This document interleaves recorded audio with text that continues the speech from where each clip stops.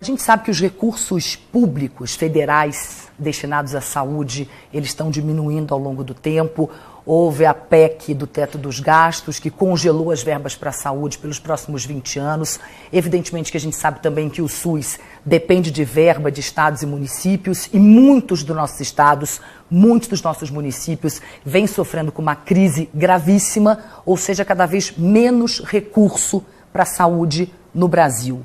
O que o governo Bolsonaro pretende fazer para mudar essa realidade? Primeiro que a gente vem assistindo, Cristiane, é uma curva de gradativa diminuição da participação pública, somando União, estados e municípios, e o aumento da participação privada, ou seja, as pessoas estão desembolsando recursos próprios para amenizar a ausência do Estado. Nós já chegamos aí a um investimento maior do recurso privado do que do recurso público. E com uma coisa muito grave, que é quase 80% da população ser dependente do setor público e 20% no setor privado. E as pessoas do setor privado ainda acham que não usam o SUS, acham que o SUS se limita aos atendimentos. E o SUS tem que fazer a fiscalização dos alimentos, da água, da vigilância sanitária, epidemiológica, portos, aeroportos. O sistema está presente na vida de todos os brasileiros. Nós temos um grande desafio, que é, dos orçamentos que temos, manter o sistema universal, integral e buscar a equidade, o sistema equânime que nós temos como desafio constitucional. Quem não tem informação não consegue gerir.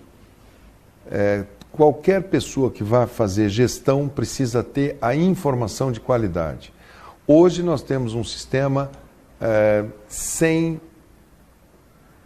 não diria sem, mas com os dados completamente fora de esquadro para se fazer um mínimo de gestão. Isso qualquer empresa, hoje qualquer pessoa que vá abrir o seu menor negócio que seja, ele compra um software, ele fala aqui, vou fazer minha contabilidade, meu livro caixa. O SUS não tem nem tabela de Excel. Nós vamos ter que andar muito rápido.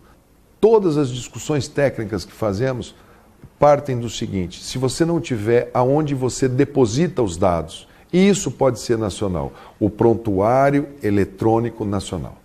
Então, Cristiane Peládio, seu CPF é número tal. Se você for atendida no Rio de Janeiro, em São Paulo, em Mato Grosso do Sul, em Cuiabá, pelo teu CPF, eu tenho que ter o teu histórico. Não importa se você foi atendida pela iniciativa privada ou pública, nós vamos ter que saber qual é o comportamento da movimentação das pessoas. Eu acho que você tem que ter um caminho dentro do Estado. Eu costumo dizer que uma pessoa que está no Ministério Público, e eu tenho sobrinhos que passaram nesse exame, eu me lembro que quando eles falaram para onde eles iam, que eram cidades na região norte, os pais ficavam, não, mas espera aí, eu tenho uma carreira, eu estou valorizado, eu vou começar aqui, eu fico lá tanto tempo, depois eu posso mudar. Como que vão juízes para esses lugares, delegados? É porque eles sabem que por trás do concurso, ou por trás da seleção, ele tem um caminho dentro da coisa pública.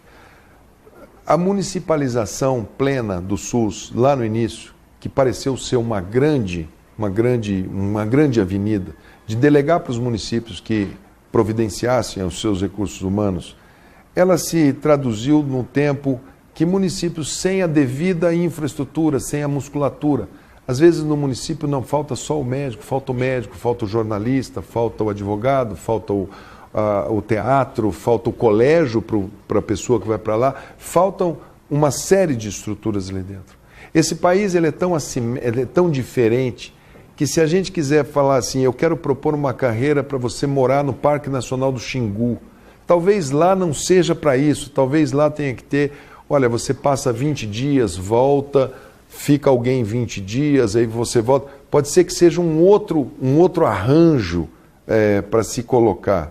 É um desafio enorme num país de tantas assimetrias dar a equidade. Ou a gente toma a decisão política ouvindo o reclamo dessa sociedade, ou essas reformas servirão simplesmente para a gente pagar rentistas, para a gente fazer novamente um Estado superlativo, esquecendo do objeto fim dessa Constituição cidadã, que manda a gente cuidar das nossas crianças, manda a gente fazer um pré-natal de qualidade, manda a gente fazer toda uma política que reconheça as diferenças de preferências comportamentais de toda a nossa sociedade e amenize uma sociedade que vê o retorno do aumento do número de casos de AIDS, uma sociedade que vê a queda da imunização, o retorno da febre amarela no estado de São Paulo, na cidade de São Paulo, por baixa cobertura vacinal, uma reentrância do sarampo.